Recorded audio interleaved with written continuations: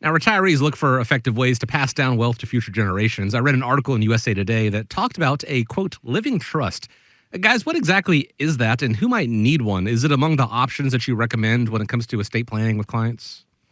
I think having an estate plan put in place, whether it's a will or a living trust, is extremely important. That really everybody should do that.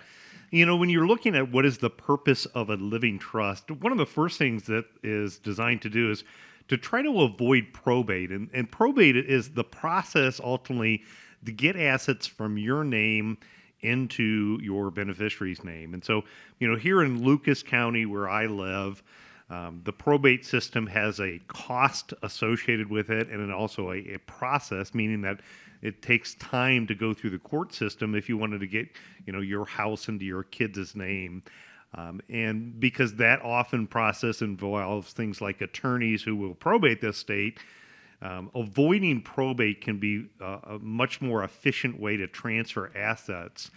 There's also times there's confusion that people think, well, I have a living trust, so everything is fine. But in many cases, what you want to think about is a living trust is like a box, and it's really only as good as what you put in the box. So you may spend time, setting up a living trust, but then ultimately, if you don't retitle assets like your home or your bank accounts, they may not be able to take advantage of those.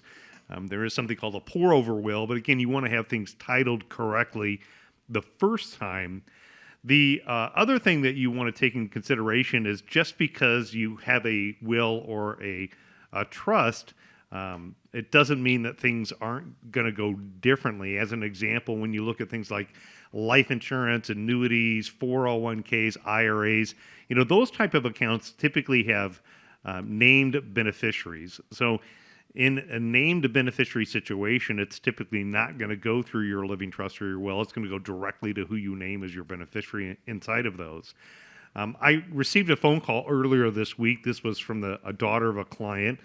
He had established a trust a couple of years ago, been with us for quite some time, and unfortunately, he's had a very declining health situation. So his daughter has stepped in the trustee capacity to help him, with kind of managing those assets during the incapacity. So it's able to, identify, who is able to make some decisions, who is the successor trustees ultimately in that situation to help out during those incapacities.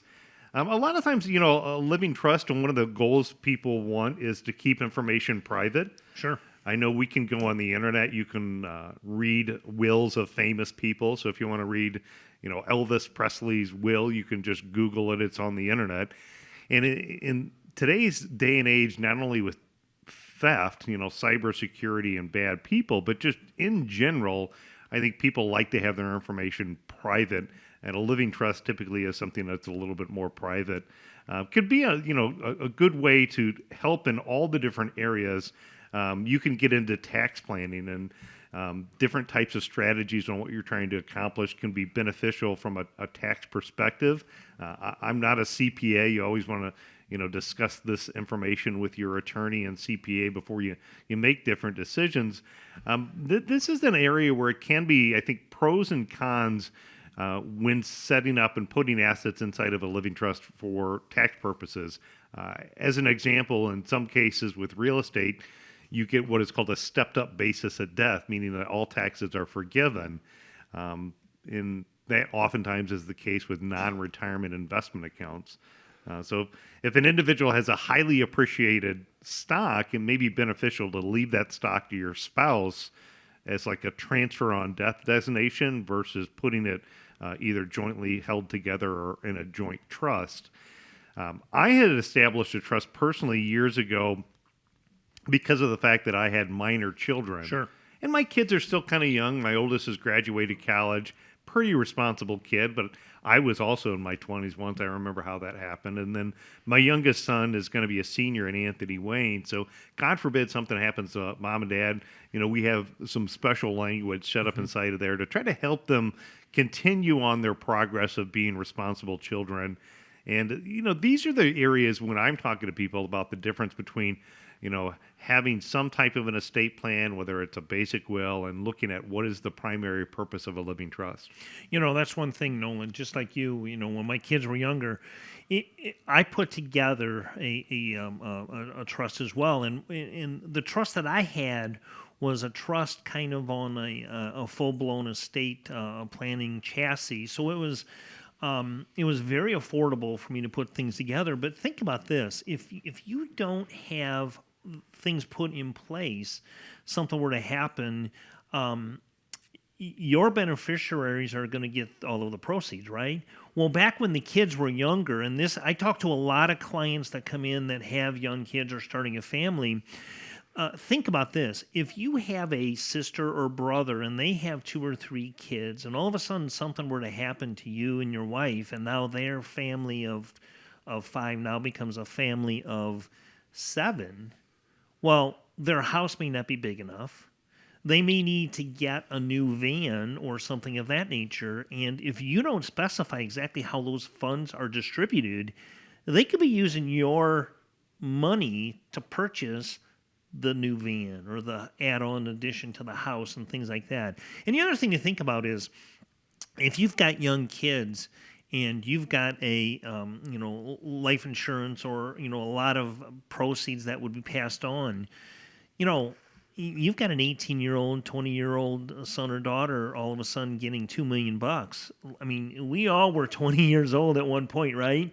What the heck would we do with $2 million? We have no idea what we would do, so you want to make sure of that. One of the pieces of advice that I would give is talk to an attorney, make sure that you know what's going on. I had a situation with an elderly family where they lost mom and one life insurance policy was outside of the trust. Well, that caused a real big problem because the other 4 children thought that everything was divided equally, but this one policy was in the trustee's name only, and I mean that caused a lot of problems.